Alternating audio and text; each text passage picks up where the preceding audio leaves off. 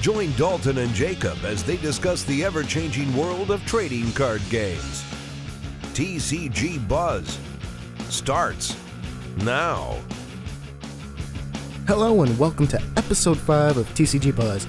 This is your boy Dalton and I'm here with Jacob. Hello.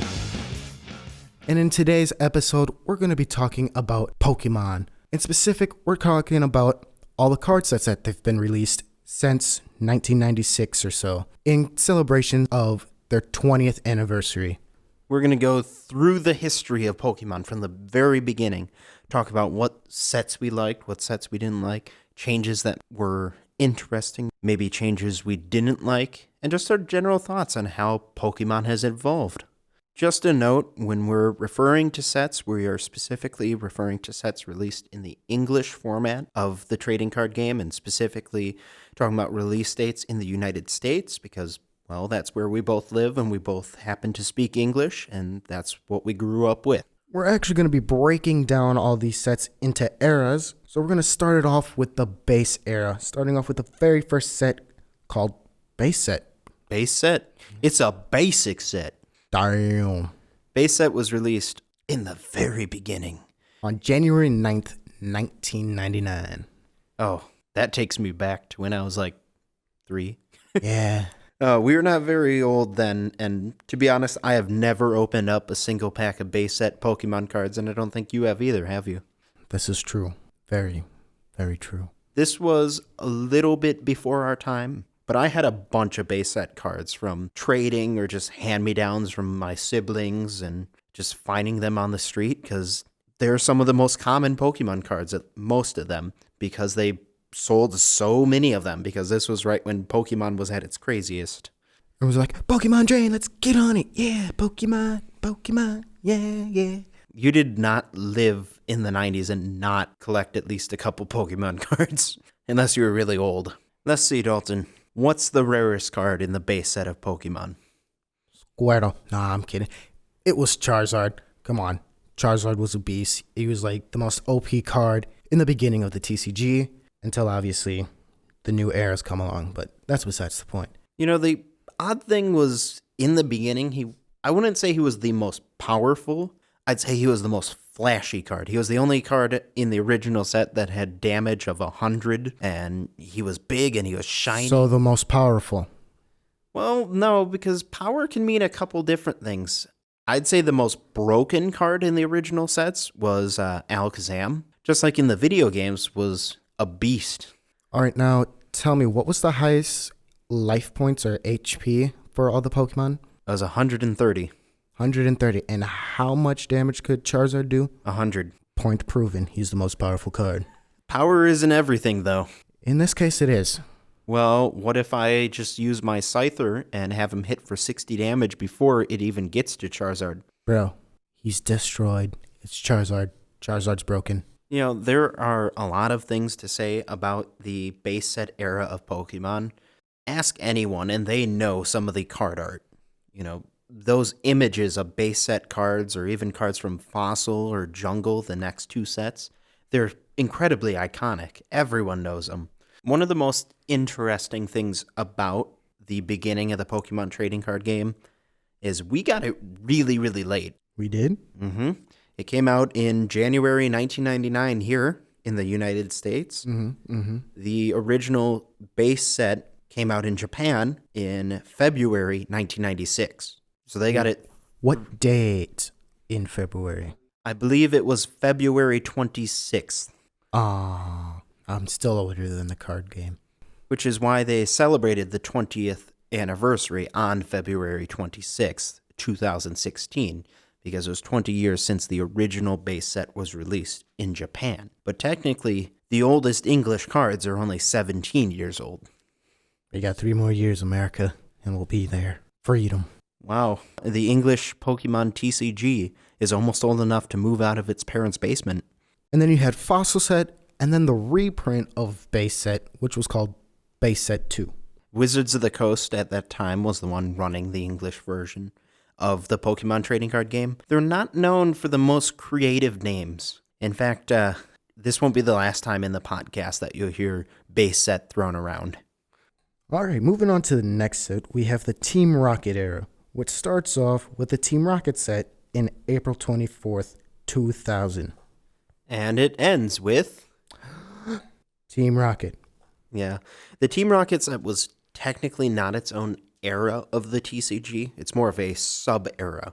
But it was a really important one because it shook up the game a lot, especially in its infancy. So that's why we're bringing mention to it. It's only one booster set, but it did so much different from before. And the big thing it did differently... Black Pokemon. I mean dark Pokemon. Whew, my bad. I just kind of happened there. Whew. Excuse me, they're African-American Pokemon. My bad. But no, it introduced dark Pokemon, which is kind of basically saying Team Rocket has corrupted these Pokemon and made them their own. Right. And it's really interesting because the card art for dark Pokemon are, well, darker. But also, dark Pokemon tend to have less HP than normal Pokemon, but much more aggressive, powerful attacks. So it kind of shows off how just like power crazed Team Rocket was. Yes. But I think there was one more thing that the Team Rocket set introduced that wasn't in the base era. Secret cards. Run that by me again? What? Secret cards. Shh. It's a secret. Oh, I'm sorry. Stop it. Oh no, now the entire internet is going to know that there were 2 special cards hidden inside the set that no one knew about. Are you sure about that? There actually were 2. One of them was called Team Rocket's Trickery, and it was a really weird card. It was just a joke card that was printed in the sets. It's not very good, and it's 89 out of 88. But with the English release, we got a special card called Dark Raichu. And this card is really special because it was created by Wizards of the Coast, not by Nintendo of Japan. See, what Wizards of the Coast was doing was they were just translating the cards and changing the format of the card design a little bit and printing the cards for the English audience. They never actually got to design the cards themselves. Mm-hmm. But as a special card that was incredibly hard to get, you could get a Wizards of the Coast made Raichu card. But this is very confusing since this Dark Raichu that Wizard of the Coast made was 83, but in Japan there was 88? Yeah, the set numbers for Pokemon sets, especially in the early days, was very inconsistent because sometimes they added cards, sometimes they took them away, sometimes they said, oh, we want to save these cards for the next set, but include these promo cards that came out in Japan in the set. Overall, if you look at some sets, you have sets that 50% of the cards that are in the English release weren't in the Japanese set, or vice versa. Whoa. And there are even a few sets that were English exclusive, that were all just promo cards and special like decks put together into actual booster sets. Nice. And now moving on from Team Rocket, let's get into the more lighter end of this with the gym leaders. Oh, gym leader cards. Oh, yes. I'm going to be honest, never liked them. But it's Brock. It is Brock. Misty. And Misty, and I love the characters, but I didn't really enjoy the Pokemon that they owned. I thought they were kind of boring. But Brox's, that's a very weird way to say that. A possessive way of saying Brock. Brox. And on that note, this era kind of brings in, with its first set, Gym Heroes, which was released August 14th in 2000. And the interesting thing about it is you got Pokemon from 4 different gym leaders. Brock, Misty, Lieutenant Surge, and Erica, a.k.a. the first 4 gym leaders in the Pokemon games. What about the other 4? Well, they came a little bit later in the next set. Gym Challenge. Yeah! I'm gonna be the best! Gym Challenge was the second set in the gym era and the last. Yeah, a 1-2 combo. Mm-hmm. And it had Pokemon from Kanga, the Poison Gym Leader, Sabrina, the Psychic Gym Leader, Blaine, the Fire Gym Leader, and Giovanni. The ground gym leader? Or is it normal? I think it is ground. I'm pretty sure it's ground. He always had a weird team, though, so... No, they were all ground types. I'm just getting confused with this Team Rocket team. Right. Yeah, he was a ground type. Yeah.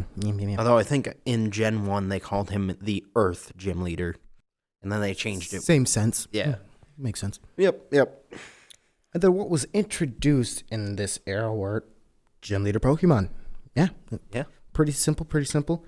Oh, and there was a few censored cards, of course, because Nintendo, they like their profanity. There was actually a lot of controversy with these two sets, with certain cards from them. One of the big ones was a card called Misty's Tears, which the English version just shows Misty's face with a tear coming out and a Squirtle like wiping away the tear for her, which is cool and all. But the Japanese version has Misty nude holding a Staryu up to her body to censor. And when parents are like, oh, my kid really likes Pokemon, let's see what cards are coming out, and they heard that this card was coming out, they threw a fit. But that's not the card that's most interesting, I'd say. That would be Konga's Ninja Trick. There we go. Got it. Where's my award? You don't get anything. Oh, not even a pack of Pokemon cards? We'll discuss this later. All right. And this card was censored because in the Japanese version, it included a Minji, which is a Buddhist shape, which means luck or good fortune. But it also happens to be a backward swastika. So, Okay. Nintendo censored it. No, actually, it would be Wizards of the Coast who censored it, fearing that people would not realize that was backwards in what it meant in Japanese culture and would just assume that they were printing swastikas. But now let's give you a little history lesson real quick. Back in the time when Nazi Germany was around, they looked to Japan, they saw this symbol, and they're like, let's flip it and make it our symbol and make it ruined for Japan for the rest of their lives. Yeah, that's about it. It's the same reason why the original Legend of Zelda has a dungeon that's shaped like, well, a swastika. That caused some controversy in the 80s. Yeah, but it wasn't a swastika, don't worry. It was good luck. They were wishing you a happy day, not death and destruction. Yeah. See? After the Gym Leader era, we kind of move on to Neo era. Now, I really want to talk about this. You know why? Because it's the Matrix? It's the one. It's the chosen one. No, because this was the era of Pokemon where I started playing Pokemon when it was still new. This was when I started playing. Nice. I remember it quite fondly. This is still one of my favorite eras of the Pokemon TCG, and it introduced a lot. The Neo era was based off of the additions in Pokemon Gold and Silver, and if anyone out here is a Pokemon fan, they know that Gold and Silver brought a whole bunch of new stuff to the table, and almost all of it is represented in the card games. Why don't you talk about some of those changes? I know you're a big fan of Gold and Silver, so I'm sure you have most of them memorized. Are we talking about from the game or the TCG? How about just the ones that were represented in both? Well, obviously it introduced Gen 2 Mons into the TCG, and then... Hey, man. Hey, man, we got that Gen 2, man. Hey, you want some chikorita, man? And then we had the baby Mons, and then the new type Mons, and then the shiny card Mons, and the light Mons. Yeah, there was light Pokemons. Only in one set, though. Neo Destiny, which was one of the later sets in the era. And the first and last appearance of light Pokemon. That is true. Neo Destiny was interesting because it had both Dark-type Pokemon and Light-type Pokemon. And in its name, it has Destiny, meaning the Pokemon got to choose. Will they become evil? Or they become good and light and fluffy? And we have not seen Light back since. One of my favorite changes in this generation was the addition of Metal types and Dark types. Well, let's back up. Let's back it up real quick. Did you just say Metal types? Yeah, Steel types. Everyone, roast this man in the comment section for me. Shame. Roast him. Shame. Oh, that was bad. I don't know what I was thinking. It is Steel type.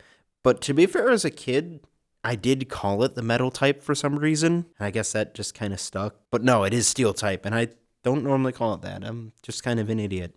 You don't call it the Steel type normally? Oh, no, I don't call it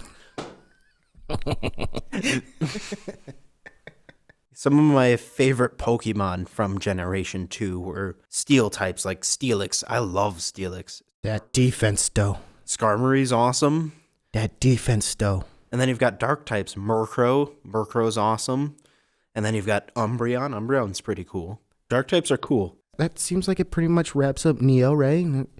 Nothing much more to it. Neo was a really solid era, but it didn't do anything too different. So there's not really that much to talk about. It's just more of what we loved already. And then you move on to the e-reader era, right? Ooh, this is one of the most interesting. So, long story short, Nintendo released this really weird peripheral for their then new Game Boy Advance handheld video game console called the e-reader. And it used something called dot matrix on pieces of cardboard. You scan them in using the little scanner, and you got new things on your Game Boy Advance.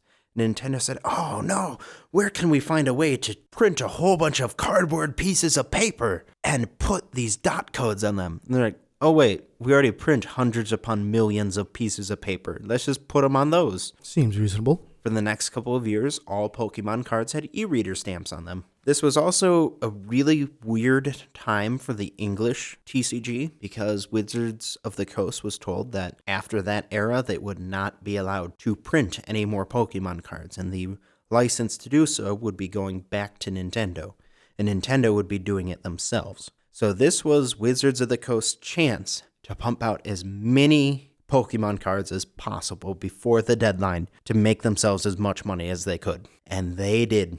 In fact, 2 of the sets in this era are still the 2 biggest sets ever released for Pokemon. They're huge. But we'll get to them in a little bit. What was the first set in this era? Expedition base set. And what does that have in its name? Set? Oh, base. Yeah. No. Oh, that no? that combination of words, Base set? Yes. Talking about how original Wizard of the Coast is? Mm-hmm. The weird thing was that set was actually 2 separate sets in Japan with really crazy names, like, here is the fire of the mountain in the sky. And they're like, yeah, we're just going to call it base set again, guys. Makes sense. Yeah. We all good? Yeah. Besides the e-reader stamps on every single Pokemon card, what else did they do differently with this set?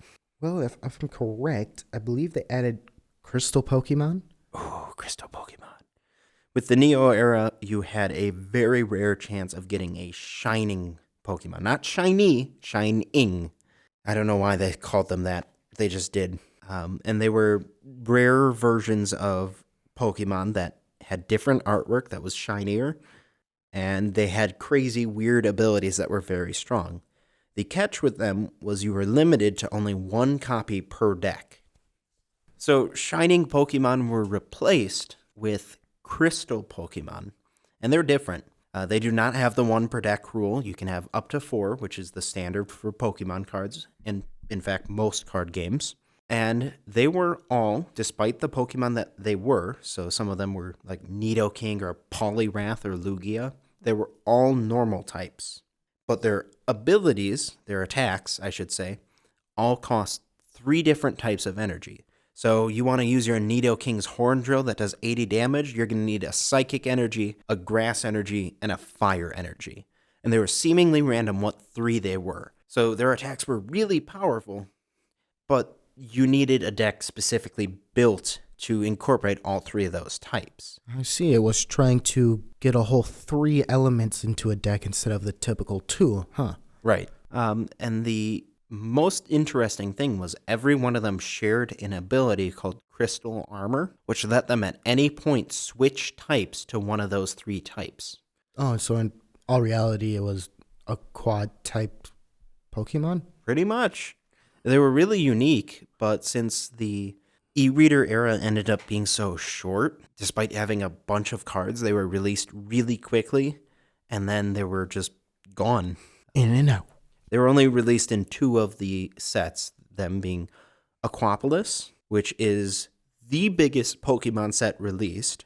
It totals 183 cards in the normal set, plus you had promos tied to that set.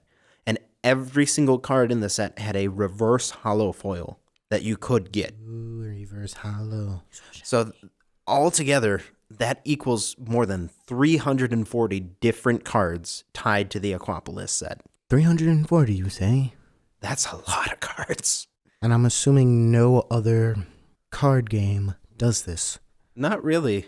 I mean, I've seen a couple like core sets for Magic the Gathering hit like 250, but never that much. And the reason it was that set and the set after that, Sky Ridge, which ended up being like 320. The reason why the two of them were so big was because they were actually two sets from Japan put together for each of them, because Wizards of the Coast wanted to get them out as soon as possible before their license ran out. So in Japan, they were just called e-reader set 1, 2, 3, 4, and 5.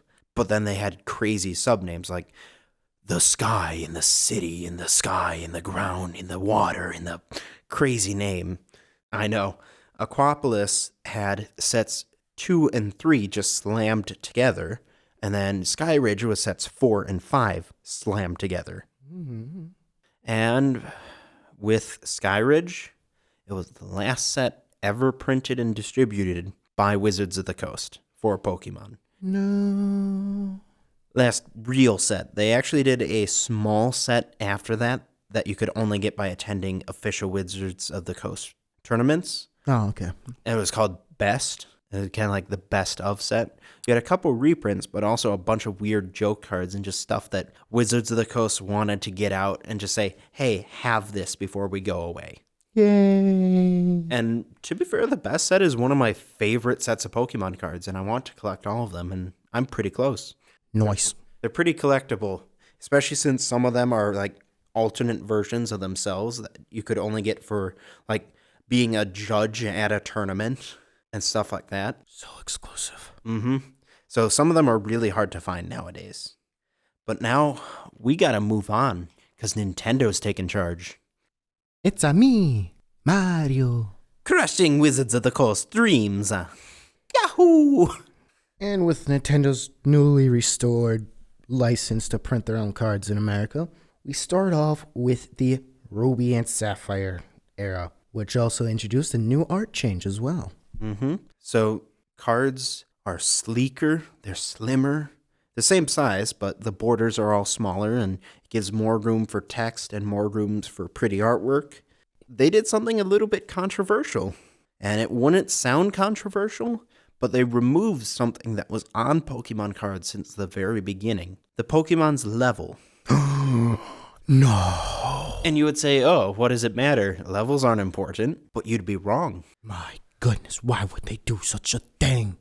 I liked levels, and a lot of people did. The reason being, in one set, you could have two different printings of a Pokemon. For instance, in base set, you have two different Psyducks. Well, how are you going to tell them apart when you're just looking at a list? Well, one of them's level 8, the other one's level 12. There you go. And they just got rid of them because they didn't want to do them anymore for some reason. It's okay, because they did introduce something new, which was huge. That's right. Pokemon EX. They're super versions of Pokemon. Would you say Super Saiyan? Almost. Not quite. We'll get there. Okay. Now, the big difference between Pokemon EXs and normal Pokemon, well, they're stronger. They're just flat out better. But that comes at a cost. What do you mean? Typically in Pokemon, when your opponent knocks out one of your Pokemon, they get to pick up one of their prize cards and put it in their hand. Oh. And if they pick up 6, they win.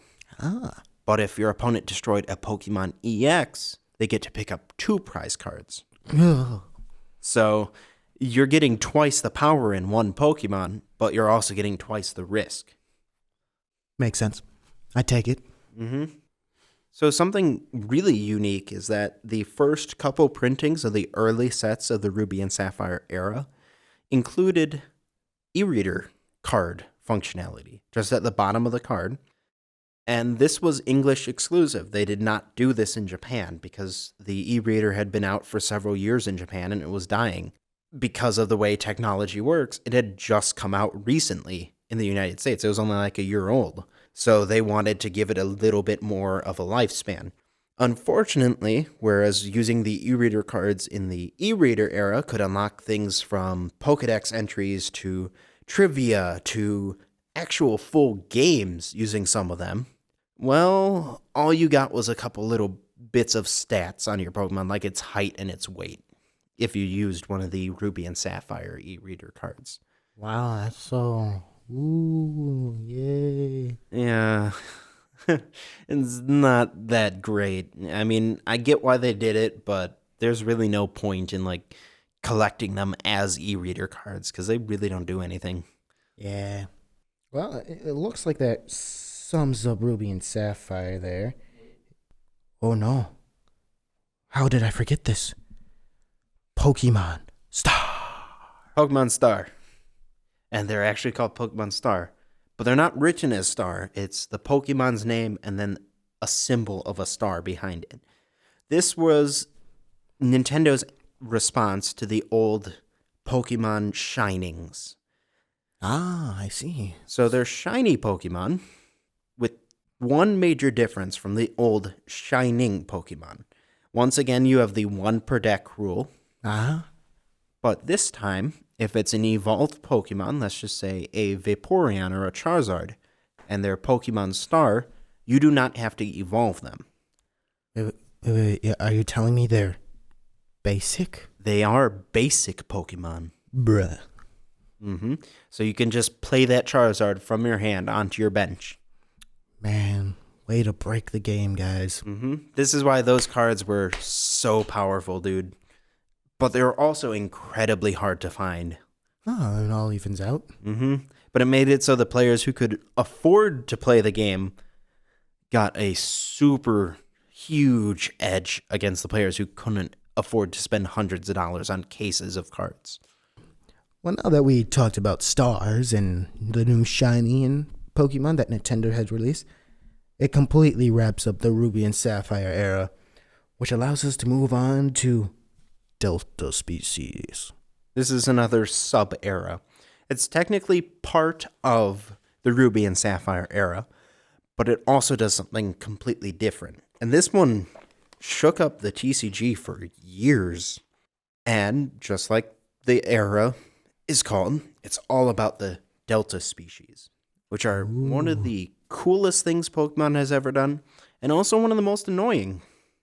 Why would you say such a thing? Well, because Pokemon that have been Deltized, I guess you'd call it, they live in this special region called Holon, Holon. And in Holon, there are weird magnetic rays throughout the entire region. And they mess up the Pokemon's DNA, and they change their types. So in Holon and in the Delta species sets, you can have a electric type Totodile, or a psychic type Cyndaquil, or how about a fire type Gyarados. It's really cool because like they've never touched on that idea in the games or any other media, only in the card games. And man, is it cool. But it does make organizing binders crazy. Because like, well, do I include this psychic type Typhlosion EX with all my Typhlosions? Or do I keep it with my psychic type Pokemon because it's a psychic type? It caused a little bit of pain with organizing, but you know what? That's worth it when I can use a freaking dark/steel type Flygon. Wait, are you telling me they introduced dual typing? Dual types were a thing in this era, yes. Oh my god. And this is big. And it's not like the Crystal Pokemon from before where they were printed as one type and then you could change them into another. No, these flat out were both of two different types.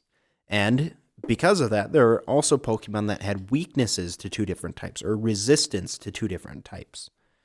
Nice. So it made things a little more complicated for adding up damage. Just a little bit. But you know what? It's so cool. So cool. They really took advantage of the dual type too, especially with the Pokemon EX. There were tons of Pokemon EX that were dual type. Delta species only had a couple different sets. I think there were 4 different Delta sets, but it lasted over a year. And, you know, even after that point, for a good year or so, after they were still being used in competitive play. So they stuck around for quite a while. Yeah. So I do know people who hated Delta Species cards, so it was not really a good time for them. But for those people like me who really liked them, it was pretty good. Oh, that's good. That's good. Now we move on to the DP era, or in other words, Diamond and Pearl. From Ruby and Sapphire on, for the most part, each major era was defined by a coming generation of new Pokemon and new Pokemon games. So, when Diamond and Pearl came out... New art change. That's right. And this is probably my favorite art design. Interesting. I have another one coming up that I really like as well, but I have one major criticism with it. We'll get to that. So, we're going to talk about Diamond and Pearl's art real quick. One good thing they did, they brought back levels. But not only are they back, instead of being designated into the bottom right-hand corner of the card with a whole bunch of other information, they're put right after the Pokemon's name. Well, that's annoying. Well, you'd think so, but there's a special reason for that. Now that you have Pokemon that are a Caterpie level 4 and a Piplup level 6 and an Empoleon level 50, what happens when a Pokemon hits level 100? You get the newest addition to the Pokemon TCG at the time, Pokemon Level X. So these are Pokemon that have been trained to their maximum potential. And the way they work is they work as a fourth evolution. So you have a Turtwig, you have it on the field, you evolve it to a Grotle, then you evolve it to a Torterra. Then you place your Torterra level X on top of that Torterra. Now I have a quick question on that. What numerical system were they using for the X? In what number system does X come after 99? Because just like in ancient Rome, you had their system of doing it, and X was 10. Mm-hmm. So trying to see where they got the X to be 100. Well, if you go by algebra, and no, I do not want to make this algebra buzz. If you go by algebra, X means unknown. So I'm guessing they're trying to say their level's so high we don't even know what it is.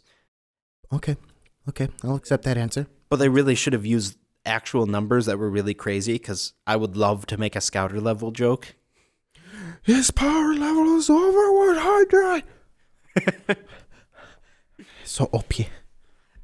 This was one of my favorite eras of the TCG. I played a lot of Pokemon during this time. And the reason why I used Torterra as my example is my favorite deck from that era was a Torterra level X deck, because he was a beast. And he was one of the first Pokemon with over 150 HP. He had 180. Only 180? So 2 Charizard attacks. Yeah. Yeah. 2. Still OP, bruh. Yeah, but good luck doing 2 when he forces you to discard all his energy cards every time. Watch me, bruh. All right. We'll just have a match. Diamond and Pearl era deck against base set deck. Don't worry. I'll have 2 Charizards in my deck and have both ready. 2 is enough, huh? Yeah. 2 is enough. Poison types, which were once grass types, were now changed to psychic types? That's true. And I think the reason they did that was just, color-wise, the purple matched up more than the green.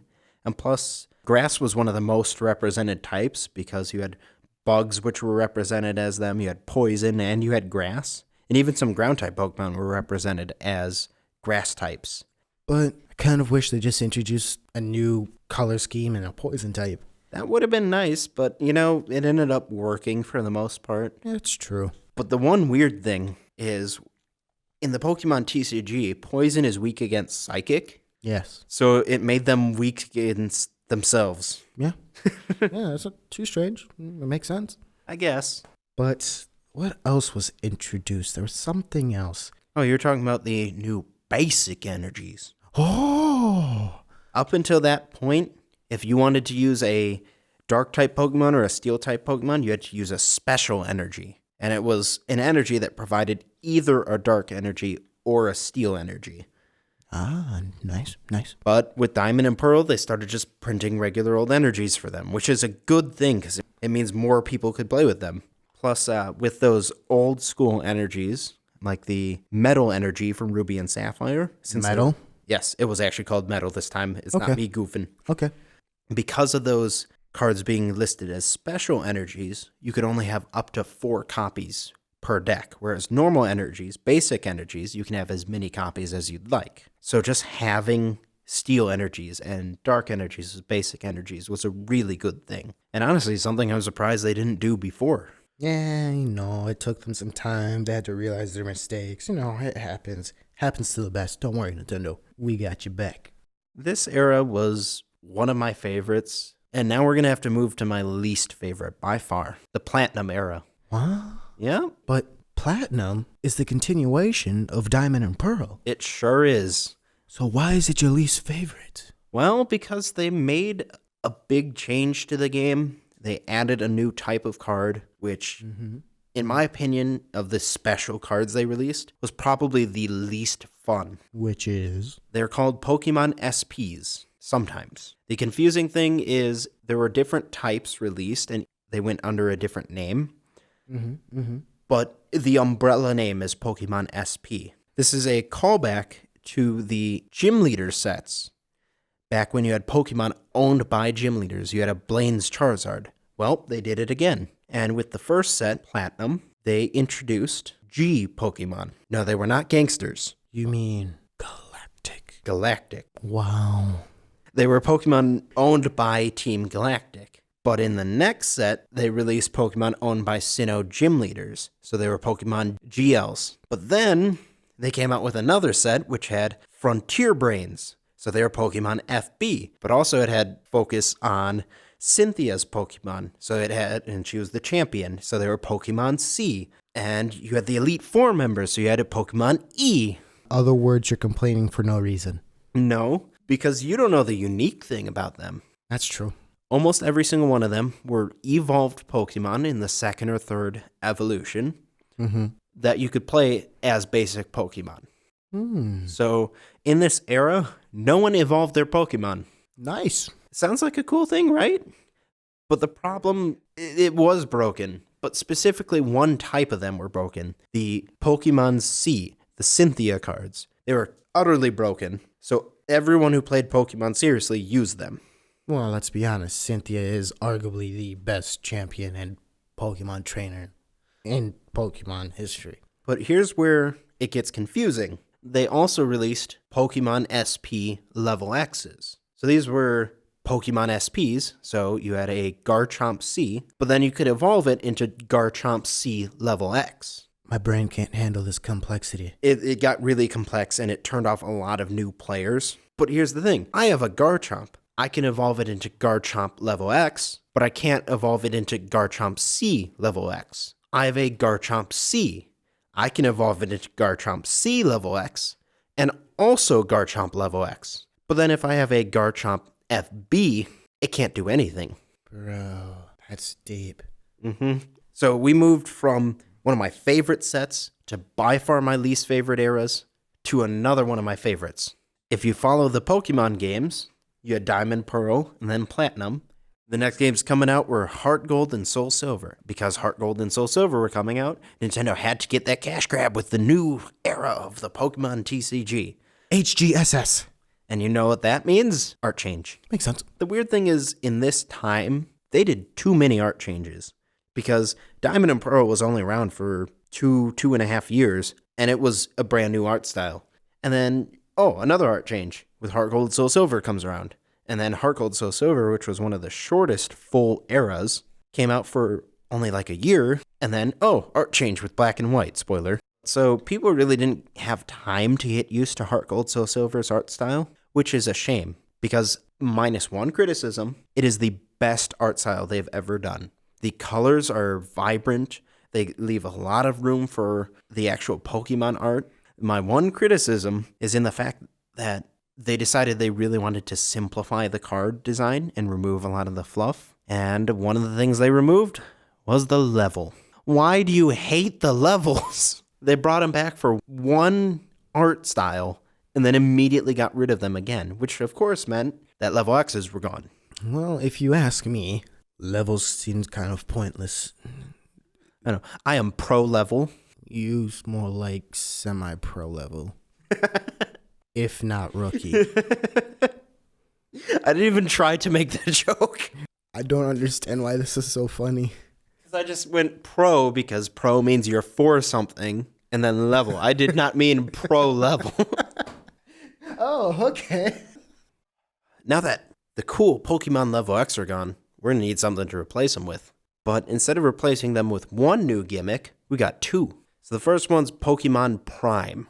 Like Optimus Prime. Roll out. Oh, that'd be so cool. Now I want an Optimus Prime Pokemon Prime card. That's too many primes in a sentence, Prime. I choose you, Optimus Prime. Prime. And he's holding Prime Rib. Ooh, Prime Rib, Prime. Prime Rib. Prime Rib Prime. When they're gonna make a Pokemon called Prime and then make a Prime version of him, Primeape. we're like, Prime. Oh. Primeape Prime. Prime. There actually was a Primeape Prime. So the unique thing with Pokemon Prime is they're normal Pokemon. Oh, yes. But they're stronger.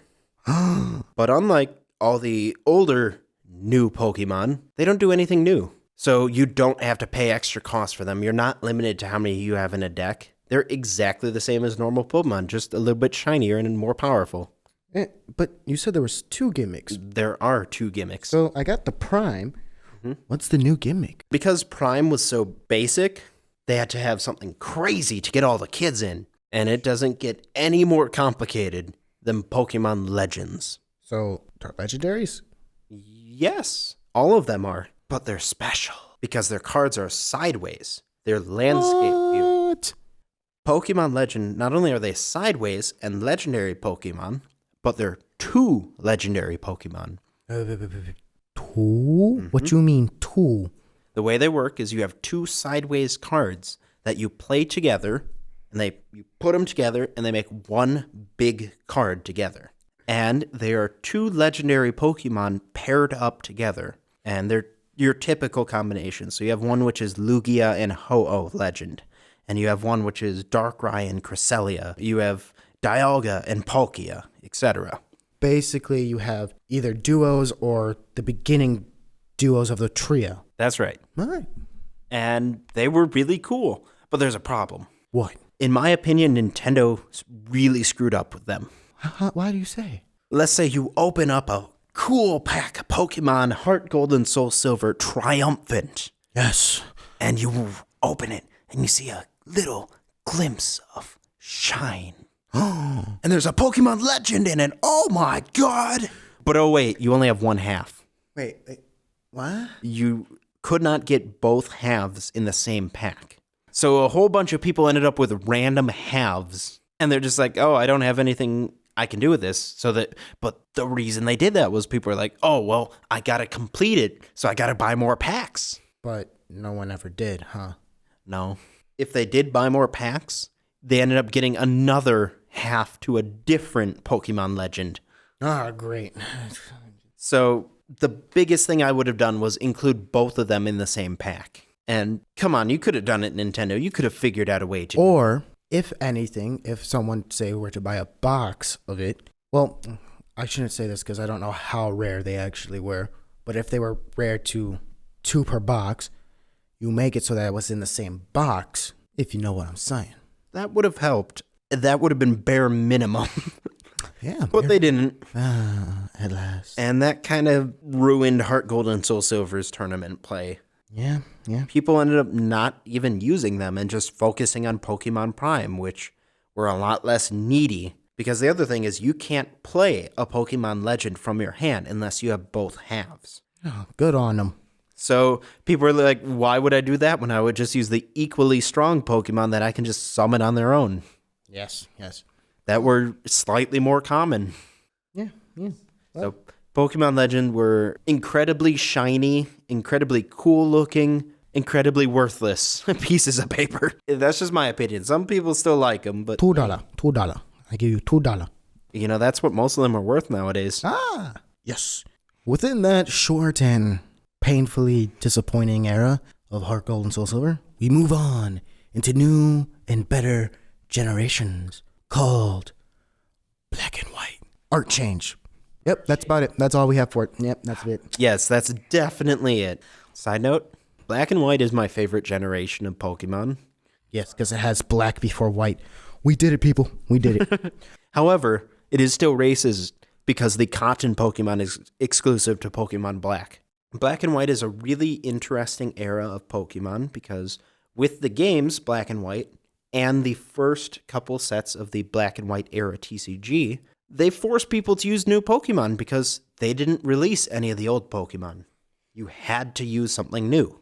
Black and White only had Black and White Pokemon. Mm-hmm. Makes sense. The one exception to that rule is a secret card. In the first two sets of Black and White, each contained a non-Unova Pokemon called the Visitor. So in the first one, who's it going to be? Of course, Pikachu. In set 2, it was Meowth. Ah, I see. You take the two kind of main characters in the Pokemon anime. Mm-hmm. And then they never did it again. Oh, that makes sense. But that's not all they introduced. One of my favorite things they did were full art Pokemon cards. So they went full out with the art? They went full out with the full arts. Damn. And all of them were just reprinted cards of the traditional rare versions of themselves. They weren't super amazing, powerful versions. They were just balanced. They were fair. But they were so shiny. So in other words, they were completely fair in power and all that, but they were super unfair with the art. Mm-hmm. They weren't super effective, but they were super effective. On my heart. Along with that, I believe they brought back an old mechanic, huh? Yes and no. Yes and no. Yes and no. Yes and no. Because starting with Pokemon Black and White Next Destinies, you had Pokemon EX cards. But there's a difference. What? With the old Pokemon EX, yeah, EX was in lowercase. But with the new one, they're capitals. This was actually a big thing because at the time they were really pushing unlimited play, meaning you could use cards from any era. And people were like, well, can I use my Pokemon EX cards to do stuff with my Pokemon EX cards? And Nintendo's like, no. Other than the name change, mechanically wise, they're exactly the same. And you know what? Pokemon EX are cool, so I'm glad they brought them back. Yes. And they're still around. Well, it kind of seems like it's almost wrapped up here, but the only other new thing that I can think of is the little Pokemon codes for the online TCG, or the Pokemon OCG. Oh, yeah. And now you can play Pokemon online with your friends. Yeah! But nobody cared. Yeah. I know I didn't. I have hundreds of them at home, and I've never used them. Well, you might want to sell those. Maybe. And soon. Before they take the servers down. Exactly. Mm-hmm. Now, next we have another sub-era. Yeah, if you want to go back to the beginning of this podcast, where we were talking about the base set, and we brought up Team Rocket, we have the exact same concept here, where we have Black and White, but it's Team Plasma. We have the Plasma era, baby. Dude, Team Plasma's pretty cool. And bringing their evil, yet good conflicts into the TCG is a really cool idea, but Nintendo screwed it up. Oh, dude. Do you know how cool that could have been when they're like, use the mechanics or use their ideals from the actual Pokemon games and like you can release your Pokemon cards out into the wild? I don't know how it would work. What? Well, Team Plasma wanted to set all Pokemon free, but instead they're just like, nope, they're just going to get a cool new art design. And it's not a full art change, it's just making things more blue. Overall, they really didn't do anything crazy, and from what I hear, most people found this era really boring. Yeah, it is Team Plasma. All they wanted to do was liberate the Pokemon by capturing them and then releasing them. Well, and with that short-lived Plasma era, we move on to the next thing.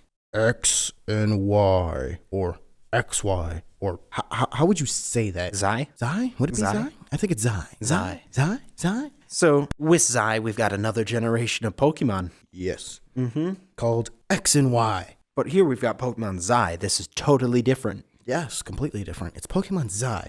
And the first set that was released in Pokemon Zai was Zai. And the last set that was released was Zai, Ancient Origins. Mm-hmm. Lots of Zai. Yeah, a lot of Zai. Zai. Now, when you were playing Pokemon X or Y, what was the biggest new addition to the formula? Gudra. Oh, and there was also Mega Evolutions. Oh, yeah, it was Mega Evolutions and Fairy types, but nobody cares about those. So Zai introduced Fairy types And Hawlucha. and Hawlucha. Yeah. Oh, and Mega Evolution. Yeah, and Mega Evolutions. It's like this next stage of evolution, but in the TCG, it's permanent, and in the game, it's So temporary.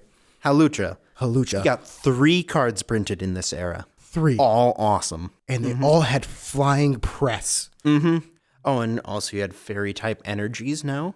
They decided not to wait like 7 years after the new types came out to give them a basic energy this time. They just came out with them right away. I don't know how I would deal with not having my fairy energies, man. Like, they're immune to dragons. It's insane, right? Well, that's basically what's Zai for you. It's Megas, Fairies, Hawlucha, Greninja, Mega Evolutions. Mega Evolution. Maybe I should explain those. Mega Evolution. I mean, they're not that important. In the game, it's like the next stage of evolutions. The big difference with Mega Evolutions, in the card game, they need to be evolved from a Pokemon EX. You can't evolve them from a normal Pokemon. That's true. Another difference, unlike the video games, in the card game, when you Mega Evolve, it automatically ends your turn. Yep, that's about it for Zai. Now that Zai is over, we introduce a new era. It's a very different era, introducing a new type of mechanic. But what is this mechanic called? What is this era called?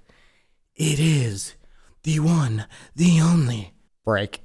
Yes, that's right. We're talking about the break era. It introduces break cards, which are kind of like megas and kind of not megas, because they're not. But they're shiny, just like Megas. They're gold, but they do bring back a very similar aspect from old cards. I feel like they remind me of Legends.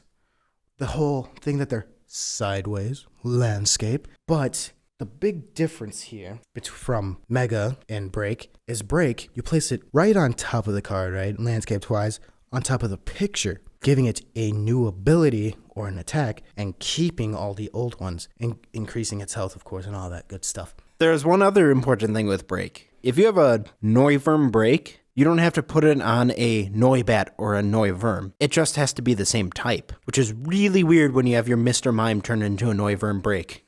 So you're telling me that Break Pokemon can be put on to any Pokemon of said element? That's right. I think we should move on to the next era of the TCG, which is Break is still ongoing. When did it end?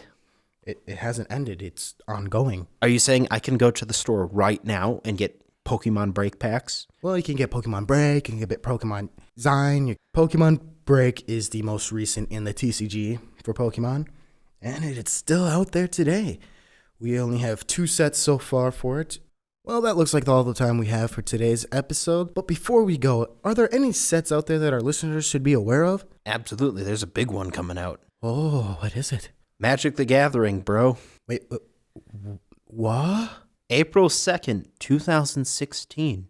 The world will be gifted from the masters of Wizards of the Coast with a brand new Magic the Gathering set called Shadows over Innistrad. And the cool thing about this set is it's revisiting a location called Innistrad, which has not been seen in the Magic lore for several years. And it's going to be a very dark set. Lots of werewolves and vampires and even some angels. Oh, great. We're going to have vampire lovers back into the game. Oh, yeah. But you know what is cool? They're bringing back zombies. Great. We're going to have more fanboys. Yeah, it's kind of weird. But also some of the old planeswalkers are coming back, but as crazed versions of themselves. Visit our sponsors who make this podcast possible by visiting tcgbuzz.com/sponsors. If you enjoyed this episode, please share it with your friends on Facebook and Twitter, or submit a show review. You can do this by visiting tcgbuzz.com/5. That is the number 5.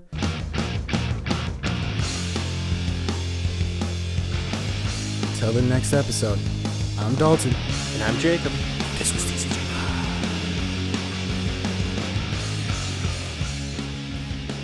Thanks for listening to TCG Buzz. New episodes can be found on tcgbuzz.com. Don't forget to like us on Facebook and follow us on Twitter. For box openings, deck profiles, and more, make sure to subscribe to our YouTube channel. TCG Buzz is a proud member of Newsmakers Podcast Network, an ever-growing network of podcasts covering many business and entertainment topics. Please check them out at npcn.tv.